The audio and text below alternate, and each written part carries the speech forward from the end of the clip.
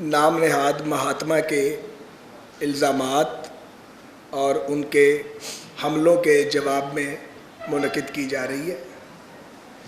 کچھ گزارشات میں پیش کروں گا اور کچھ میرے رفیق محترم جناب سردار ایاز صادق صاحب آپ کے ساتھ بات کریں گے، پھر ہم آپ سے سوالات لیں گے انشاءاللہ۔ گزارش یہ ہے کہ جو بھی آج پاکستان اور پاکستانی قوم بھگت رہی ہے بشمول ہمارے، یہ جس شخص اور اس کے نالائق ٹولے کا کیا دھرا ہے، ہم حیران ہیں کہ وہ کس بے شرمی اور بے حیائی کے ساتھ اس بات کا پرچار کر رہا ہے کہ وہ ملک کو بچا رہا تھا۔ اگر آپ صرف اسی ریلوے کی بات لے لیں، بھائی اب چھوڑ دیجئے پلیز، اگر آپ یہ صرف اس ریلوے کی ہی اگر بات لے لیجئے تو 45 بلین کا خسارہ جو ہے وہ یہ ریلویز کو دے کے گئے ہیں، جس سے ہر سال 2-3 ارب کم ہونا چاہیے تھا 36 سے جب ہم نے چھوڑا تھا، 11 ارب بڑھ گیا ہے۔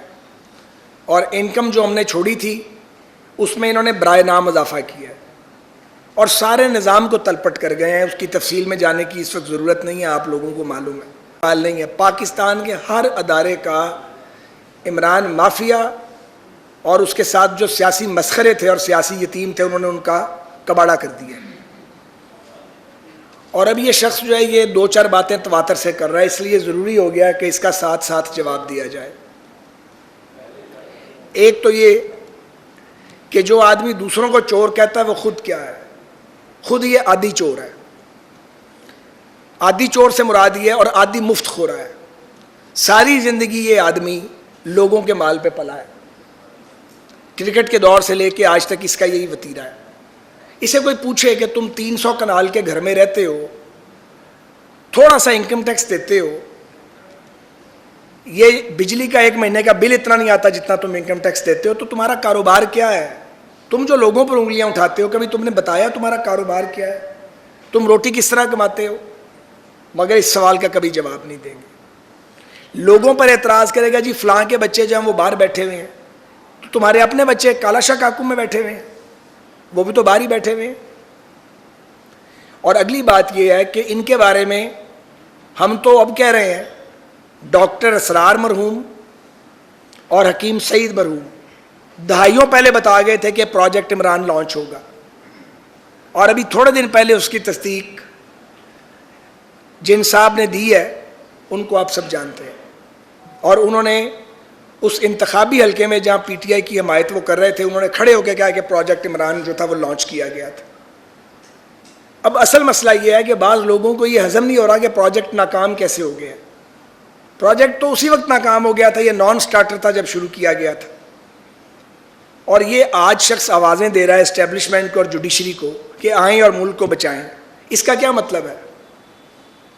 یہ وہ آدمی ہے جو آئین سے کھلواڑ بھی کرتا ہے، جمہوریت کا نام بھی لیتا ہے، اور آئین کی حدود سے ہمیشہ تجاوز کرتا ہے۔ اس کے صدر کا بھی یہی حال ہے، اس کے اسپیکر کا بھی یہی حال تھا، پنجاب میں بھی انہوں نے یہی کیا ہے۔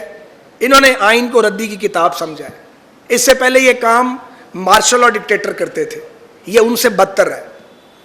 یہ بظاہر ایک جمہوری لیڈر ہے، مگر یہ آئین اور قانون سے کھلواڑ کرتا ہے، اور جو شخص اس کی لائن کو ٹو نہیں کرتا اس کو گالیاں نکالتا ہے، اس کو سوشل میڈیا کے ذریعے ابیوز کرواتا ہے، اور یہ پوری پارٹی اسی کام پہ لگی ہوئی ہے۔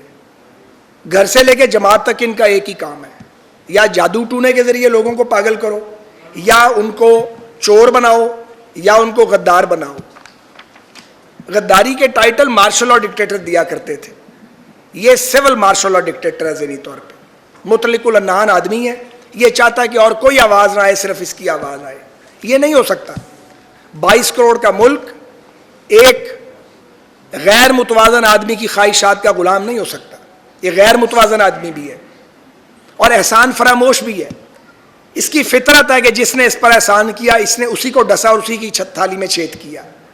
اور آج کل بھی یہ جن کو گالیاں دیتا ہے وہ اس کے محسن ہیں، جو انگلی پکڑ کے اس کو چلا رہے تھے۔ اسے تو 2 قدم چلنا نہیں آتا تھا۔ جب وہ تمہارے لیے دوسرے ملکوں میں جا کے جو تمہارا کام تھا وہ کرتے تھے، اور وہ پیسے مانگتے تھے کہ ملک کسی طرح چلے، اس نلائی کا کام وہ کرتے تھے تب ٹھیک تھے. جب اسے یہ مشورے دیتے تھے کہ بس کرو اپوزیشن پہ یلغار بند کرو, تم حکمران ہو, ملک چلاؤ, اپوزیشن کو دیوار میں زندہ چننا تمہارا کام نہیں ہے, اس نے ایک بات نہیں سنی. پھر یہ کہتا جی سازش ہوئی ہے. کیا سازش ہوئی ہے؟ تم کسی سے ہاتھ ملانے کے روادار نہیں ہو, تمہیں لوگوں کے نام تک نہیں آتے اپنے ساتھیوں کے, تم انہیں پہچانتے ہی نہیں ہو, خود تم خوشامدیوں میں گھرے ہوئے اور درباریوں میں اور میراسیوں میں. تو تمہارے لوگوں نے کیا تمہارے ساتھ ایگریمنٹ کیا ہوا تھا ساری زندگی رہنے کا؟ بالکل ہم نے رابطہ کیا ان کے ایم این ایز اور ایم پی ایس کے ساتھ, یا انہوں نے ہم سے رابطہ کیا. کرنا نہیں تھا کیا؟ کانسٹیٹیوشن میں اس کی شک موجود نہیں ہے نو کانفیڈنس کی؟ کون سا کام غیر آئینی ہوا ہے؟ اور ہم پوری ذمہ داری سے یہ بات کہتے ہیں, ہم نے ایک آنا کسی کو آفر نہیں کیا اور نہ ایک آنا ہم سے کسی نے مانگا ہے, لیکن اس کی کوئی کارکردگی نہیں تھی. آج یہ مہنگائی کا رونا رو رہا ہے, یہ جو کچھ ہے تم کر گئے ہو. تم نے آئی ایم ایف سے معاہدے کیے, ہم نے تو نہیں کیے. ہم تو اپنے دور میں ریکارڈ پہ کہہ رہا ہوں, آئی ایم ایف کو سی آف کر گئے تھے. ہم نے تو لوڈ شیڈنگ زیرو کر دی تھی. ہم واپس آئے ہیں تو گھنٹوں کی لوڈ شیڈنگ, اور سینکڑوں ارب کے سرکولر ڈیٹ کا جو ہے وہ ہمیں تحفہ تم دے گئے ہو قوم کو, اور ہمیں ایک جلتا بلتا پاکستان ملا ہے.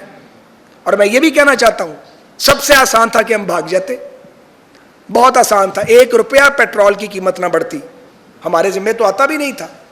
نو کانفیڈنس ہو گئی تھی, ہم عام انتخابات کا اعلان کر دیتے. یہ تو ہمارا مطالبہ تھا کہ ملک میں انتخابات ہونے چاہیے. تو پھر کیا ہوا ہے؟ ہوا یہ ہے, اور ہم نے تو ذہن بھی شاید بنا لیا تھا کہ ہمیں نکل جانا چاہیے, فریش مینڈیٹ لینا چاہیے, لیکن عمران خان صاحب کو صبر ہی نہیں ہے. اگر یہ صبر کرتا تو کچھ ہوتا نا, کیونکہ یہ اقتدار جانے کے خوف سے مرا بھی جا رہا ہے اور اقتدار جانے کے خوف سے ڈرے بھی جا رہا ہے, کیونکہ موصوف نے سختی تو کبھی کاٹی نہیں ہے, اور شوق ہے اپنے مخالفین کو, اس کو بھی جیل میں ڈال دوں گا, اس کو بھی جیل میں ڈال دوں گا. خود تم سے 2.5 دن نہیں نکلے تھے. تو معاملہ یہ ہے کہ ہمارے لیے بھاگنے کا راستہ موجود تھا. لیکن مجھے یہ بتائیں, اگر ہم بھاگ جاتے اور الیکشن میں چلے جاتے تو 90 دن کے لیے کیئر ٹیکر آتے, ان سے تو دنیا میں کسی نے بھی بات نہیں کرنی تھی. ہمارے لیے بات کرنا مشکل ہوا ہے. ہم بات کر کے کچھ نہ کچھ نظام کو چلا رہے ہیں, چلانے کی کوشش کر رہے ہیں. کیئر ٹیکرز کے ساتھ تو آئی ایم ایف اور عالمی مالیاتی اداروں نے بات بھی نہیں کرنی تھی. تو پھر پاکستان کا کیا بنتا؟ سیاست بچ جاتی, ریاست نہ بچتی. کوئی پولیٹیکل پارٹی یہ بوجھ نہیں اٹھا سکتی کہ وہ مہنگائی کی کالک اپنے منہ پہ مل لے, اور کالک بھی کسی اور کی ہو. اور ہم نے یہ بوجھ اپنے سر پہ اٹھایا ہے, اور یہ سمجھتا ہے کہ پاکستان کے لوگ بے وقوف ہیں. بے وقوف نہیں ہیں. اور تمہارے جو پاگل قسم کے حامی ہیں سوشل میڈیا پہ, وہی پاکستان نہیں ہے. پاکستان کوئی اور ہے. پاکستان جو ہے وہ اور ہے, صرف یہ نہیں ہے. اور لوگ جانتے ہیں کہ حقائق کیا ہیں. لوگوں کو پتا تم اس ملک کے ساتھ کیا کر کے گئے ہو. ہم چیزوں کو ٹھیک کرنے کی کوشش کر رہے ہیں, اور تم وہاں چھوڑ آئے ہو پاکستان کو جہاں سے واپسی آسان نہیں ہے. اور پھر یہ کھڑا ہو جاتا ہے بے شرموں کی طرح, بے حیاؤں کی طرح, اور وہ لمبی لمبی چھوڑنا شروع کر دیتا ہے. جی وہ امپورٹڈ حکومت ہے. اچھا, تمہارا پریزیڈنٹ جو ہے وہ امریکن سفیر جو ہے اس کی اسناد وصول کرے, اس کو guard of honour they president house میں, ہم نے کہا ہے. اور امریکیوں کے ہم ایجنٹ ہیں. وہ نواز شریف کے ساتھی جنہوں نے, نواز شریف جس نے نیوکلیئر ایکسپلوژن پہ کوئی کمپرومائز نہیں کیا تھا, اور پوری دنیا کا دباؤ تھا پاکستان پہ. اور پھر جب ہم سی پیک لے کے آئے تب بھی سپر پاورز کو کوئی اچھا نہیں لگا. سی پیک ہم لائے تھے, اس نے بیڑا غرق کیا, رول بیک کیا. کیوں کیا تم نے سی پیک کو رول بیک, جو پاکستان میں گیم چینجر تھا؟ 4 سال میں ایک قدم آگے نہیں گیا سی پیک, فریز ہو گیا ہمارے جانے کے بعد. آپ ML1 اٹھا کے دیکھ لیں, آپ سارے ریلوے کے بیٹ رپورٹر ہیں, کچھ ہوا ہے ML1 پہ؟ ایون وہ جو PMU ہم نے بنایا تھا وہ بھی توڑ گیا, اب میں اس کو دوبارہ بنانے لگا ہوں. تو اور اس کی قیمت جو ہے وہ $3 بلین بڑھ گئی ہے اس نلائی کی وجہ سے, ایک پروجیکٹ کی. اور ہمارے پاس ایکویٹی میں ڈالنے کے لیے پیسہ نہیں ہے. سچی بات یہ ہے. تو یہ پاکستان کو ایک بھنور میں پھنسا گیا ہے, اور خود یہ نیرو کی طرح بانسری بجا رہا ہے کہ ٹھیک ہے ملک جل رہا ہے, اب PMLN اور پیپلز پارٹی اور جو اتحادی ہیں ان کے ذمہ ڈل گیا ہے, میرا کام ہے گالیاں نکالنا, اور ملک جل رہا ہے اور میں نے آگ سینکنی ہے اس کی. یہ آدمی بے حس آدمی ہے. تو گزارش یہ ہے کہ اگر غداری ہو رہی تھی تو تم تو وزیر اعظم تھے نا بھائی, تو کمیشن بناتے, جوڈیشل کمیشن بناتے. تمہارے حامی تو ہر جگہ موجود ہیں, بنا لیتے نا تم. تو تم نے تو ایسا کوئی کام نہیں کیا, اور تم یہ کوشش کرتے رہے کہ اداروں کی مداخلت کروائی جائے. تم نے برملا اداروں کو کہا اور آج بھی کہتے ہو کہ مداخلت کرو. یہ ان کا کام ہے کہ وہ ملک میں فیصلہ کریں گے؟ نہیں, یہ عوام کا کام ہے, یہ ووٹ کی طاقت سے بدلا جائے گا. مگر تم برملا کہتے ہو کہ میں اداروں کو کہتا ہوں کہ وہ ملک میں تبدیلی لے کے آئیں. اس کا کیا مطلب ہے؟ اس سے بڑی کوئی غیر آئینی بات ہو سکتی ہے؟ کوئی بے حیائی ہو سکتی ہے اس سے بڑی؟ اور ایک آدمی جو جمہوریت کا چیمپئن بنتا ہے وہ ڈنکے کی چوٹ پہ آئین توڑنے کی بات کرتا ہے. کبھی وہ عدلیہ کو آوازیں دیتا ہے, کبھی وہ فوج کو آوازیں دیتا ہے. اور ادارے جو ہیں وہ چونکہ آئینی حدود میں کام کر رہے ہیں ایٹ لارج, تو پھر ان کو گالیاں نکالتا ہے, گالیاں نکلواتا ہے ان کو. کبھی سپہ سالار کو ٹارگٹ کرتا ہے, کبھی پوری فوج کو ٹارگٹ کرتا ہے. اس کی جو زبان ہے اسے بند نہیں ہو سکتی کہ گالیاں نکالنے سے. تم تنقید کرو اپنے سیاسی مخالفین پر, لیکن یہ جان کے یہ سارا کچھ کرتا ہے تاکہ لڑائی کرائی جائے, ملک میں انتشار پیدا ہو, اداروں سے نفرت پیدا ہو. تو کس کے ایجنڈے پہ کام کر رہے ہو تم؟ پوچھیں عمران خان سے یہ کس کے ایجنڈے پہ کام کر رہا ہے. یا یہ دیوانہ ہو گیا, باولا ہو گیا, سوچ کچھ نہیں رہا, یا یہ اتنا مکار آدمی ہے کہ وہ سمجھتا ہے کہ میں سازش کرتا جاؤں گا, اتنا بولوں گا کہ جھوٹ پہ سچ کا گمان ہونے لگے. پنجاب کے ساتھ تم نے کیا کیا؟ تم پنجاب کو کس کے ذریعے چلا رہے تھے, ملک کے سب سے بڑے صوبے کو؟ وہ آج بھاگ گئی ہیں محترمہ, وہ ہے ہی نہیں ملک میں موجود. اور عثمان بزدار کی نالائکی کے اور لوٹ مار کے کس سے زبان زدے عام ہیں کہ ایس پی اور ڈی سی کی پوسٹنگ کے لیے اور کی پوزیشنز کے لیے بھی پیسے دیے جاتے تھے. سنا ہے, زبان زدے عام ہیں یہ باتیں. لوگ سوال کرتے ہیں جی ان کو پکڑتے کیوں نہیں ہیں؟ ان کو پکڑنا ہمارا کام نہیں ہے, ہم پی ٹی آئی نہیں ہے. جو پکڑ دھکڑ پہ حکومت لگ جائے گی وہ وہی کام کرے گی. ہمارا کام ملک چلانا ہے. یہ کام عدالت جو احتساب کے ادارے ہیں ان کا کام ہے, اور وہ اپنا کام کرنا جب ہوگا کریں گے. ہمارا کام نہیں ہے ان کے پیچھے لٹھ لے کے پڑ جائیں. پھر نیب لا کی بات کرتا ہے کہ جی یہ کیس ختم کرانا چاہتے ہیں. مجھے آپ بتائیے کہ جو جھوٹ کی بنیاد پہ مقدمات بنے, میں 16 ماہ جیل میں رہا اور میرا بھائی, کیا سپریم کورٹ نے عمران خان کے دور اقتدار میں ان کے منہ پہ کالک نہیں ملی؟ سپریم کورٹ کے 2 آنریبل ججز نے, کیا آسن اقبال صاحب, مفتاح میمن صاحب, شاہد خاقان صاحب, حنیف عباسی صاحب, رانا ثناء اللہ خان صاحب, ان کے مقدمات کے اندر عدالتوں نے نیب کے بارے میں, حنیف عباسی صاحب کا تو نیب کا نہیں تھا, باقی سب کا, اور رانا ثناء اللہ صاحب کے پیچھے بھی نیب لگی رہی, تو عدالتوں نے فیصلے نہیں دیے؟ ہائی کورٹس نے, سپریم کورٹ نے. ہم کہہ رہے ہیں ہم نے جو قانون میں تبدیلی کی ہے وہ جو عدالتی آبزرویشنز تھیں اعلیٰ ملک کی عدالتوں کی, ان کی روشنی میں کی ہیں. کوئی بدماشی تھی, کوئی دادا گیری ہے بھائی کہ تم 2 نمبر لوگوں کو بٹھا دو احتساب کے اداروں میں اور اس کے بعد سب لوگ ان کے آگے جھک جائیں غلاموں کی طرح؟ کوئی غلامی کا نظام چل رہا ہے؟ نہیں چل رہا. اور نیب کوئی پوتر ادارہ نہیں تھا, اسے تم نے پلیوٹ کیا تھا. وہاں اچھے لوگ بھی ہیں مگر تم نے ان کو جبر کے تحت, اور تمہارے سہولت کاروں نے, تم لوگوں نے مل کے ملک کی اکانومی کا کھانا خراب کر دیا. سول سرونٹ سے ایک سائن کرنے کے لیے تیار نہیں تھے. ان کا اعتماد بحال ہو رہا ہے. اور یہ کہتا جی کہ یہ نیب ختم کرنے کے لیے آئے ہیں. بالکل نیب کو ختم ہونا چاہیے. ہم تو کہتے ہیں وقت آئے گا جب نیب ختم ہوگی اور ایک آزاد ادارہ بنے گا اکاؤنٹیبلٹی کا, جس پہ کوئی پریشر نہیں ہوگا. وہ بھی وقت آئے گا, وہ وقت آئے گا انشاءاللہ تعالی. لیکن جو ہم نے نیا نیب قانون بنایا ہے وہ جو عدالتی احکامات ہیں, آبزرویشنز ہیں, اور جو سی آر پی سی ہے پاکستان میں جو مروجہ قانون ہے اس کی روشنی کے اندر بنایا ہے. کسی کی ویل اور وش کے تابع نہیں بنایا. یہ جھوٹ بولتا ہے, منہ پھاڑ پھاڑ کے اس کا خیال ہے اس کو جواب نہیں دیا جائے گا. اور کون سا پاکستان کا چور ہے جو تمہاری بکل میں موجود نہیں ہے, جو تمہارے خرچے چلاتے ہیں, جو تمہاری اے ٹی ایمز ہیں, اور احسان فراموش اتنا جس کا کھاتا ہے اسی کو کاٹتا ہے. اسی نے جہانگیر ترین صاحب کو کاٹا, انہوں نے علیم خان صاحب کو کاٹا, اور آج کل یہ انہیں کاٹتا ہے جو اس کی انگلی پکڑ کے چلاتے تھے. تو تمہیں تو کاٹنے کی بھائی عادت ہے, مگر یہ نہیں ہوگا کہ تمہیں جواب نہیں ملے گا. 22 سال کی جدوجہد ہے, نہیں 22 سال کی لفنٹری ہے تمہاری. ٹپیکل میں لاہوری لفظ یوز کر رہا ہوں, آوارہ گردی کی ہے, انٹرنیشنل آوارہ گرد ہیں آپ. آپ نے 22 سال صرف لفنٹری کی ہے. کون سی سیاست کی ہے؟ پرویز مشرف کا ساتھ دے کے تو جدوجہد کر رہے تھے, جب گھاس نہیں پڑی تو پھر ہمارے ساتھ آ گئے تھے. کوئی پولیٹیکل سٹرگل نہیں ہے آپ کی. آپ نے کلٹ ڈیولپ کیا ہے اور اس کے پیچھے سرمایہ ہے, اس کے پیچھے غیر ملکی سرمایہ کاری ہے. اسی لیے تو فورن فنڈنگ والا جو کیس ہے آپ چلنے نہیں دیتے, دوسروں کو تانے دیتے تھے جی اسٹے آرڈر کے پیچھے چھپتے ہیں. خود اسٹے آرڈر کتنے لیے ہیں کبھی بتایا ہے؟ ہم سب کو کہتے تھے ضمانتوں پر ہیں, اب خود ضمانتوں پر ہو.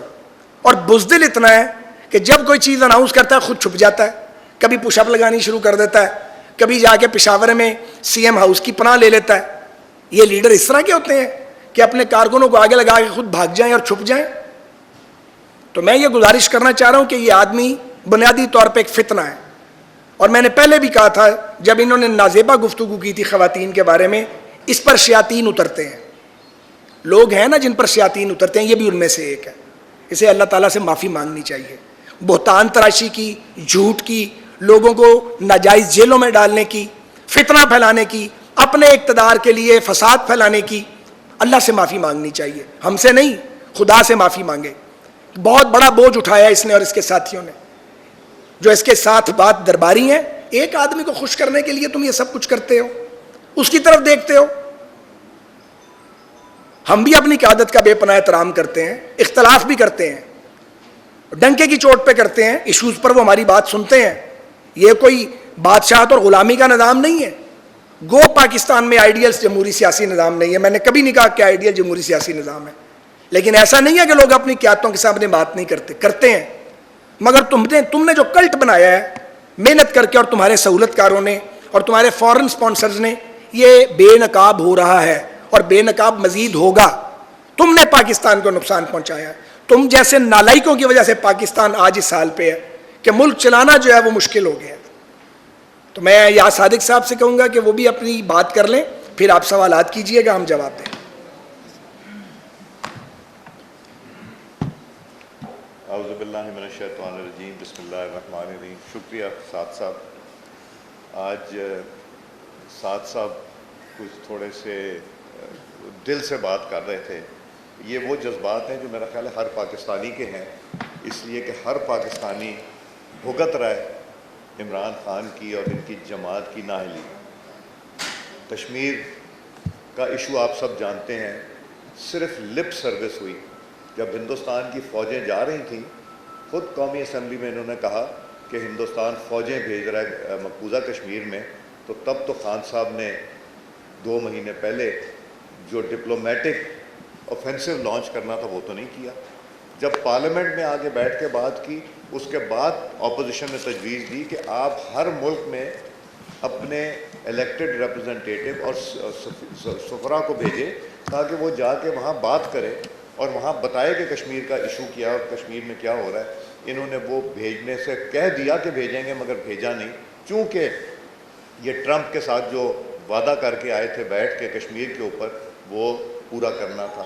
اور آپ سب جانتے ہیں کہ یہ وہی شخص تھا جو مودی کے بارے میں کہتا تھا کہ مودی الیکشن جیت جائے گا تو حالات بہتر ہو جائیں گے. مودی نے الیکشن جیتنے کے بعد جو کشمیر کا کیا وہ آپ سب کے سامنے ہے, اور ان کی دعاؤں سے اور ان کی خواہشات سے. آئی ایم ایف آپ کو اعتبار نہیں کرتا. 2019 میں جو ایگریمنٹ سائن کیا, ایک تو ہاتھ کاٹ دیے وزیر خزانہ آئی ایم ایف کا, governor state bank I M F کا. انہوں نے جو دستاویز پہ جن پہ دستخط کیے حکومت پاکستان کی طرف سے, جس کی اپروول کیبنٹ نے دی اور عمران خان صاحب نے دی, اس میں پاکستان کو جکڑ کے رکھ دیا. آج ہمیں جو بھگتنا پڑ رہا ہے وہ معاہدہ ہے جس کو آئی ایم ایف کہتے ہیں کہ ہم پاکستان پہ اعتبار نہیں کرتے کیونکہ یہ تحریری ایگریمنٹ کر کے بھی مکر جاتے ہیں. تو ہماری ساکھ پوری دنیا میں کمزور ہو رہی ہے. چین سے ناراضگی ہم نے لے لی, سعودی عربیہ سے ہم نے لے لی, ابو دھابی سے ہم نے لے لی, جو الحمدللہ اب تعلقات بہتر بھی ہوئے ہیں اور انشاءاللہ اور بہتر ہوں گے. سستی گیس مل رہی تھی, آج $34 سے زیادہ ہے. لانگ ٹرم ایگریمنٹ کر سکتے تھے, موقع تھا, وہ نہیں کیے, انتظار کیا. تو یہ کہتے ہیں کہ جی میں پاکستان سے مخلص ہوں. اگر پاکستان سے مخلص ہوتے تو یہ ایگریمنٹس کیے ہوتے, چونکہ یہ آئی ایم ایف کے ایجنڈے پہ تھے. اور وہی پروفیسر اسرار صاحب اور حکیم سعید صاحب کی بات یاد آتی ہے جو کئی برس پہلے انہوں نے اپنی وفات سے پہلے یہ بات کی تھی. پھر انہوں نے کرسی کا اتنا شوق ہے, حکمرانی کرنے کا شوق ہے کہ اس کے بغیر رہ نہیں سکتے.